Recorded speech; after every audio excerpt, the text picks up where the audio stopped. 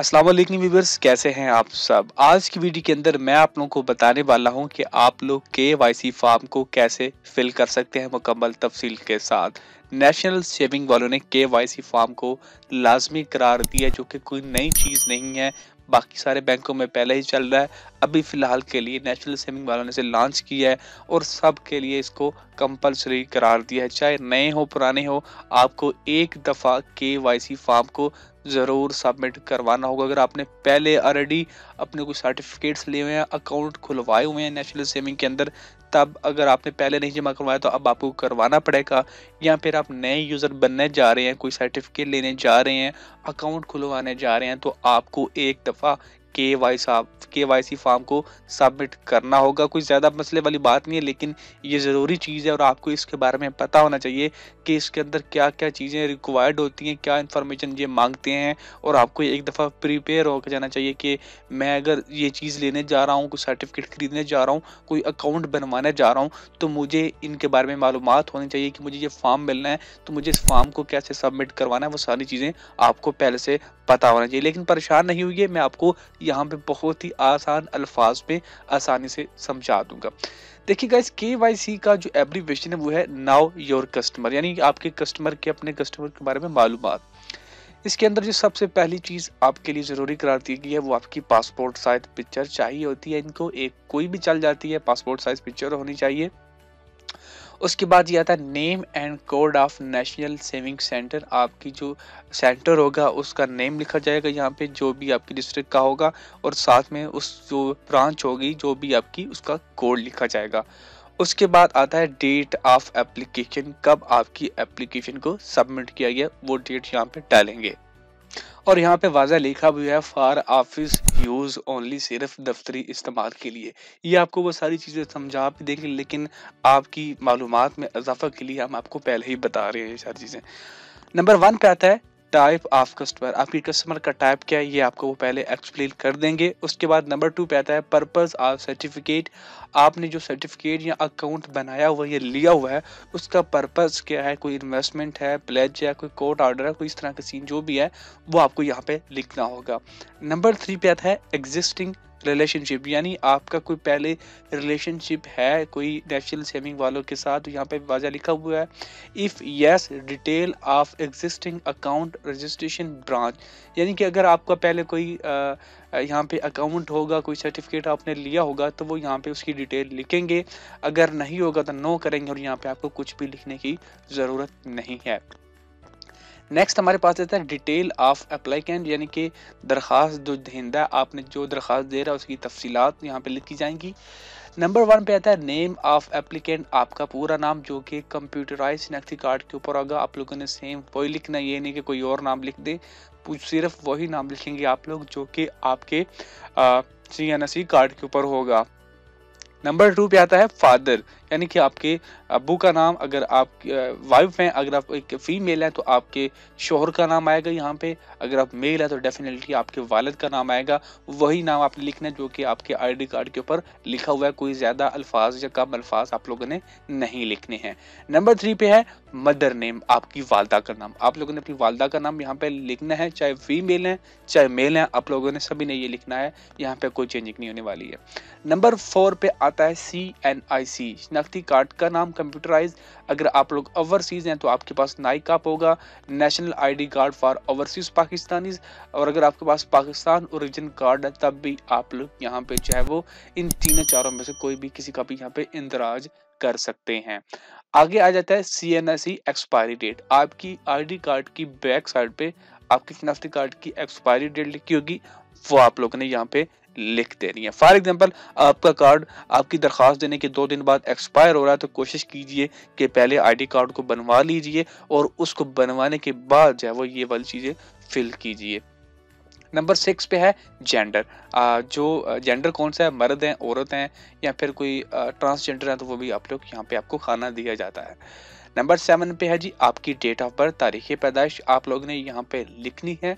उसके बाद 8 पे आता है मौजूदा रिहाइश पता। आपने अपना मौजूदा रिहाइश पता लिखना है जो कि आप लोग करंटली जहाँ पे रह रहे हैं। उसके बाद आपका शहर आ जाता है, डिस्ट्रिक्ट आपका आ जाता है, उसके बाद आपका सूबा आ जाता है। तो ये तीनों चीज़ें आप लोगों ने नंबर 8 वाले खाने के अंदर फिल करनी है। उसके बाद शिनाख्ती कार्ड से अगर आपका जो कोई मोस्टली फॉर एग्जांपल आपकी आईडी कार्ड के ऊपर आपका मुस्तकिल पता लिखा हुआ है, लेकिन अब आप किसी आर्जी पते के ऊपर रहते हैं, तो आप लोगों ने वो आर्जी पता यहाँ पे नीचे लिख देना है। नंबर 9 पे आता है परमानेंट एड्रेस यानी मुस्तकिल पता। आपका जो मुस्तकिल पता होगा वो आप लोग यहाँ पे लिख सकते हैं। उसके बाद उसका शहर, डिस्ट्रिक्ट कौन सा है, सूबा कौन सा है, वो आप लोगों ने यहाँ पे लिखना है। नंबर 10 पे है जी आपका घर का राब्ता नंबर। आपके घर का जो राब्ता नंबर है वो आप लोगों ने यहाँ पर लिखना है, क्योंकि इन केस ऑफ इमरजेंसी आपका फोन नहीं मिल पाता तो ये घर का नंबर वो इस्तेमाल कर सकते हैं। ईमेल एड्रेस आप लोगों ने अपना देना है। तो डेफिनेटली ईमेल एड्रेस का आपको पता ही होगा वो क्या चीज़ होती है। जैसे कि आप गूगल अकाउंट बनाते हैं तो वही आपका ईमेल एड्रेस होता है। और यहाँ पे नंबर 12 पे है जी मोबाइल नंबर कस्टमर के नाम पर रजिस्टर हो, यानी कि वो मोबाइल नंबर आप लोगों ने देना है जो कि आपके अपने नाम पर हो, जिसके नाम पे आप लोग ये दरख्वास्त दे रहे हैं। यानी कि किसी वालिद का या फूफा का या भाई का किसी का नहीं, बल्कि आपका अपना जो कि आपके अपने नाम पे रजिस्टर्ड हो, आपका अपना भी हो और आपके नाम पे रजिस्टर्ड भी हो। नंबर 13 पे है जी मुतबादल मोबाइल नंबर। आपके किसी भाई का हो सकता है, वालिद का हो सकता है, फैमिली में किसी रिलेटिव का हो सकता है, ताकि इन केस अगर आपको ये दोनों नंबर नहीं मिल पाते तो आपका किसी और बंदे से रब्ता किया जा सके, जो भी ज़रूरी मालूमात है वो आप तक पहुंचाई जा सकें। नंबर 14 पे आता है जी डोमिसाइल का ज़िला। डोमिसाइल फॉर्म बनता है जो कि मैट्रिक के बाद बनता है। अगर आप कॉलेज या यूनिवर्सिटी में दाखिला लेते हैं तो उसके लिए ज़रूरी होता है। तो उसका जो ज़िला है वो आप लोग ने यहाँ पे लिखना है। अगर आपका नहीं भी बना हुआ तो आपने सिर्फ ज़िला लिख देना है, क्योंकि यहाँ पे कोई नंबर तो मांग नहीं रहे, सिर्फ डोमिसाइल का ज़िला मांग रहे हैं। तो आपका जो ज़िला होगा उसका नाम आप लोगों ने यहाँ पर लिख देना है। नंबर 15 पे है जी आपका अज़वाजी हैसियत। आप शादीशुदा हैं, गैर शादीशुदा हैं, बेवा हैं, रंडवा हैं, बेवा है, उसके बाद तलाक याफ्ता हैं। तो इनमें से कोई भी जो भी हैं वो आप लोगों ने यहाँ पे मेंशन कर देना है। बेवा को यहाँ पे 2 दफा मेंशन किया गया है तो उसको इग्नोर कर देना आप लोगों ने।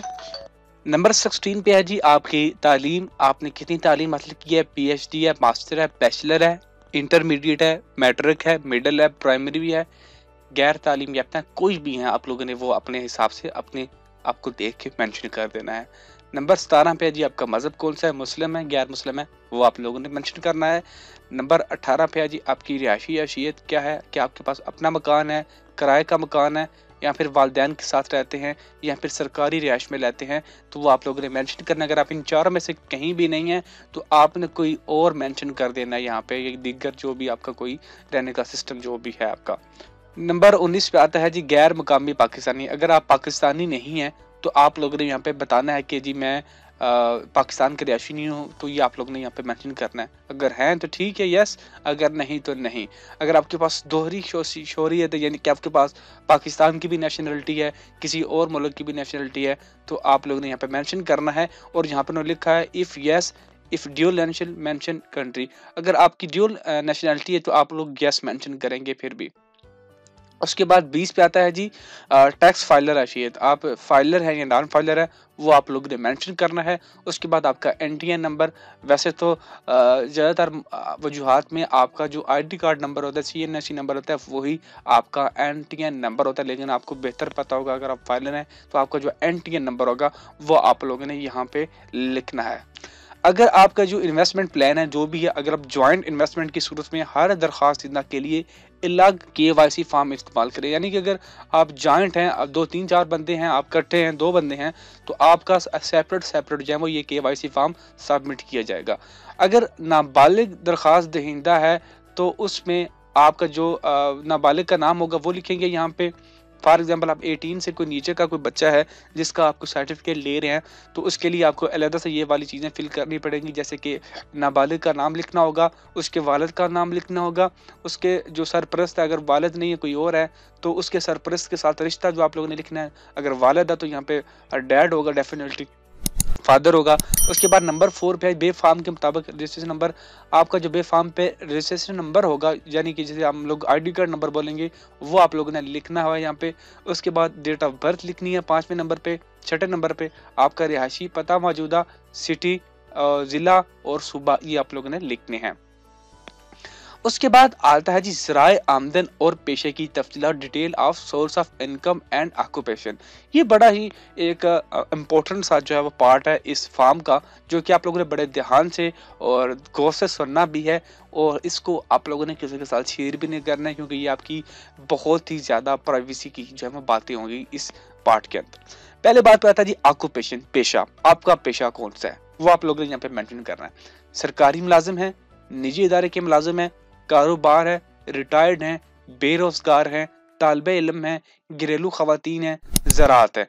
अगर आप इन पाँचों आठों में कहीं भी नहीं आते हैं, सेल्फ एम्प्लॉयड में भी नहीं आते हैं, तो आपने दिग्गर में वसाहत करनी है। अब इतना ही नहीं, आप लोग अगर एग्रीकल्चर में रहते हैं तो आपने एग्रीकल्चर के जो डॉक्यूमेंट्स हैं आप लोगों ने अपनी ज़मीनों के, वो आपने यहाँ पे सबमिट करने होंगे, प्रूफ करना होगा कि आप वाकई ही एग्रीकल्चर के पेशे के साथ मुंसलिक हैं। घरेलू खवातीन है तो आपको कुछ नहीं मेंशन करना पड़ेगा, ज़ाहिर बात है। यहाँ पे घरेलू खवातीन में ये होगा कि आपके खामंद का पैसा होगा या फिर किसी ने बाहर से भेजा होगा, तो उसमें भी आपने उनको अपने खामंद को जो है वो यहाँ पे बना देना है, जो भी बनाना है आप लोगों ने। उसके बाद आपका स्टूडेंट है, तो स्टूडेंट में आप लोग जो है वो हलफनामा जमा करवाना होगा कि आपके जो पैसे हैं कहाँ से आए हैं। आप लोग स्टूडेंट कार्ड भी जमा करवा सकते हैं। उसके बाद अगर अनएम्प्लॉयड है, आपके पास पैसे कहीं बाहर से आए हैं, कोई बाहर का बंदा भेज रहा है, कोई ऐसा सीन है, तो उसमें भी आप लोगों ने जो है वो हल्फनामा जमा करवाना होता है। रिटायर्ड हजरात की पेंशन की कोई डॉक्यूमेंट्स होते हैं वो लगते हैं। बिजनेस हजरात अपने बिजनेस के कार्ड वगैरह और उनकी जो भी फाइलें होंगी वो लगेंगी साथ में। अगर आप लोग किसी निजी इदारे के मुलाजिम है तो आपका डेफिनेटली कार्ड भी बना होगा, वो लगेगा। सरकारी मुलाजिम का भी एक कार्ड होता है, वो लगेगा साथ में।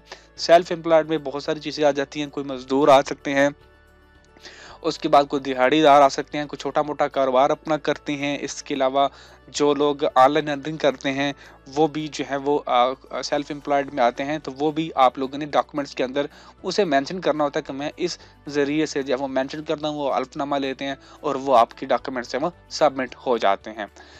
और नंबर 2 पे आता है जी आपकी ज़राए आमदन। अब पेशा ये है तो क्या आपके ज़राए आमदन भी यही हैं, ये वो यहाँ पे आपको मेंशन करने हैं। सैलरी है यानी आप तनख्वाहदार हैं। अगर आप तो सेल्फ एम्प्लॉयड होंगे तो आपको तो तनख्वाह का सीन नहीं होगा, क्योंकि सरकारी मुलाजम को तनख्वाह मिलेगी, अदारे के मुलाजम को। तो जो बिज़नेस वाले हैं या फिर खुद कफील हैं वो तो खुद बिजनेस मैन हुए ना। तो अगर आप तनख्वाहदार हैं तो आपको अपनी तनख्वाह की स्लिपों की बतानी होगी। यहाँ पे पेंशनर हैं तो पेंशन की डॉक्यूमेंट्स आप लोगों ने यहाँ पे प्रूफ के तौर पे सबमिट करने हैं। अगर बिजनेस है तो बिजनेस के जो अर्निंग है उसके प्रूफ सबमिट करेंगे आप। अगर आपकी तरसीलाती ज़र आपकी होम रेमिटेंस है यानी कोई मीन्स जायदाद वगैरह को सीन है, तो आप लोगों ने वो सीन यहाँ पे सबमिट करना है। अगर आपके पास प्रॉपर्टी रेंट की है, आपके पास अपनी प्रॉपर्टी है, तो आपको प्रॉपर्टी के कागजात यहाँ पे सबमिट करने होंगे। अगर आपकी कोई नेशनल सेविंग या कोई आपने अपनी सेविंग की हुई है, तो वो आप लोगों ने हल्फनामे के थ्रू बताना होगा कि मैंने अपनी सेविंग की है, किस थ्रू की है, वो आप लोगों ने यहाँ पे पूरा एक्सप्लेन भी करना होगा। ये बड़ा थोड़ा सा पेचीदा सा सीन है। उसके बाद आपको अगर आपकी जो आमदन है वो विरासत के थ्रू पे आपको जो मिली है, तो आप लोगों ने वो सब बताना होगा उनको कि मैंने ये जो मेरा जितना भी पैसा आ रहा है ये मुझे विरासती मिला है, तो वो आप लोगों ने उसके अलग से डॉक्यूमेंट सबमिट करने होंगे। अगर आप खुद कफील हैं, सेल्फ एम्प्लॉयड हैं, तो भी आप लोगों ने कुछ ना कुछ तो जमा करवाना होगा कि जी मैं ये फलां काम करता हूँ। आपकी शॉप है जी, तो आपने अपनी शॉप के कागजात जमा करवाने। सो हर चीज़ की अपना कोई ना कोई चीज़ जो कि आपको प्रूफ करे कि आप ये काम करते हैं वो आपने सबमिट करवानी होगी। अगर आप अनएम्प्लॉयड हैं, आपने कुछ पैसा जमा किया हुआ किसी बहन भाई ने आपको दिया है, तो आप लोगों ने जब वो उनका जिक्र बीच में कर देना है। उसके बाद दीगर हजरात जो हैं वो फॉर एग्जाम्पल आप इस किसी कैटेगरी में नहीं आते, तो वो आप लोगों ने यहाँ पे मेंशन करना है। अब यहाँ पे नीचे उन्होंने वाज़िया पे लिखा भी है, अगर दरख्वास्त दहिंदा जब घरेलू खवातीन है, तालिब इल्म है, तो उसके कफील की तफसीलात आपने लिखनी। यानी कि अगर आप घरेलू खवातीन मेंशन करेंगी या तालिब इल्म मेंशन करेंगे, तो आपको अपने शोहर, अपने वालिद या भाई की चाहे वो तफसीलात यहाँ पे सबमिट करनी होगी कि उनकी अर्निंग सोर्स ऑफ इनकम उनका कौन सा है। नंबर 3 पे है जी दफ्तर, कारोबार, इदारे का नाम, जहाँ पे आप काम करते हैं, बिजनेस करते हैं, उसके इदारे का नाम आप लोगों ने यहाँ पे दफ्तर का नाम मेंशन करना है। आपका ओहदा कौन सा है उस दफ्तर के अंदर, उस इदारे के अंदर, उस काम के अंदर, तो आप लोगों ने ये मेंशन करना है यहाँ पे। नंबर 5 पे आपका जो है वो इदारे का मुकम्मल पता होगा, कारोबार का, दफ्तर का जो भी आपका है उसका मुकम्मल पता यहाँ पे लिखना है आप लोगों ने। शहर अपने का नाम, जिले का नाम, डिस्ट्रिक्ट का नाम, जहाँ पे आपका सॉरी प्रोविनेंस, जहाँ पे सूबा यानी कि जहाँ पे आपका दफ्तर मौजूद है वो सूबा कौन सा है, जिला कौन सा है, शहर कौन सा है, वो आप लोगों ने यहाँ पे सारी मालूमात देनी है। उसके बाद आपका राब्ता नंबर, आपका ईमेल एड्रेस जो कि आपके बिजनेस का है, बिजनेस के अंदर मौजूद है, वो आप लोगों ने देना है यहाँ पे। उसके बाद आपकी सालाना आमदनी कितनी है वो आप लोगों ने बतानी है यहाँ पे कि आप सालाना बिजनेस से इतने कमा लेते हैं, एक आइडिया ही आपने देना होता है इनको। उसके बाद आप मुतवक्का कितनी दफ़ा पैसे जमा करवाते हैं साल के अंदर। कुछ लोग होते हैं जी इकट्ठे करते रहते हैं, साल में एक दफ़ा करवाते हैं, कुछ होता है 4 दफ़ा करवाते हैं। सो आप लोगों ने उनको एग्जैक्ट बताना है कि मैं ना इतने दफ़ा पैसे जमा करवा लूंगा साल के अंदर, तो वो चीजें आप लोगों ने यहाँ पे बतानी है। 9 पे आता है आपकी जमा करवाई जाने वाली इब्तदाई रकम। जब आप लोग फर्स्ट टाइम डिपॉजिट करते हैं रकम, तो वो पहली दफा आप कितनी रकम डिपॉजिट करवाएंगे या करवाई आप लोगों ने, तो वो आप लोगों ने मेंशन करनी है। उसके बाद आता है एक्सपेक्टेड टोटल विड्रॉवल, आप कितनी रकम निकलवा सकते हैं। फॉर एग्जांपल आपके अकाउंट में 50 लाख पड़ा है और आप बैंक को कह देते हैं कि मैं 10 लाख निकालूंगा अगर मुझे कोई इमरजेंसी बन भी जाती है, तो 40 लाख वो होल्ड पर रख लेती हैं। आपने ऐसा नहीं करना है, आपने बैंक को बताना है कि मुझे अगर जरूरत पड़ेगी तो मैं पूरे के पूरे पैसे निकलवा सकता हूँ। तो यहाँ पे आप लोगों ने अपनी पूरी जो है वो सारी इनकम जो आप लोगों के बैंक अकाउंट में पड़ी वो आपने सारी मेंशन करनी है। उसके बाद आता है डिटेल ऑफ बेनिफिशियल ओनर, यानी कि ये जो आपको फायदा मिलेगा ये आप अपने ये सर्टिफिकेट आप खुद ले रहे हैं या किसी बहन भाई वालदा या वालिद को लेके दे रहे हैं, तो उनकी तफसीलात आप लोग ने यहाँ पे लिखनी होगी, जैसे कि नाम, ID card number, date of birth, वालिद का नाम, रिहायशी पता, ज़राए आमदन, दफ्तर, सब चीज़ें आप लोगों ने यहाँ पे मेंशन करनी है। उसके बाद आपके पास आ गया दरखास्त दहिंदा का इकरारनामा, ये आप लोगों ने पढ़ लेना है। उसके बाद जो है फॉर ऑफिस यूज, ये आप लोगों ने छोड़ देना है, ये सिर्फ ऑफिस यूज के लिए है।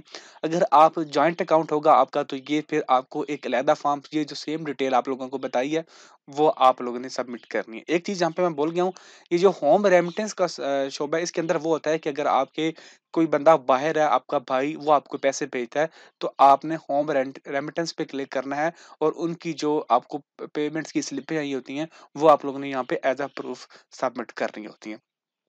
तो गाइज आज की वीडियो के लिए बस इतना ही, मैंने तकरीबन तमाम चीजें कवर कर दी। फिर भी कहीं भी कोई भी आपको प्रॉब्लम आ रही हो तो नीचे कमेंट करके पूछ लीजिएगा। थोड़ी वीडियो लंबी होगी लेकिन क्योंकि डिटेल काफी थी, तो अगर वीडियो अच्छी लगी तो लाइक कीजिएगा, चैनल पे नहीं तो सब्सक्राइब कीजिएगा। मैं मिलूंगा आपको एक नेक्स्ट न्यू वीडियो में, मुझे दीजिए इजाजत, अल्लाह हाफिज।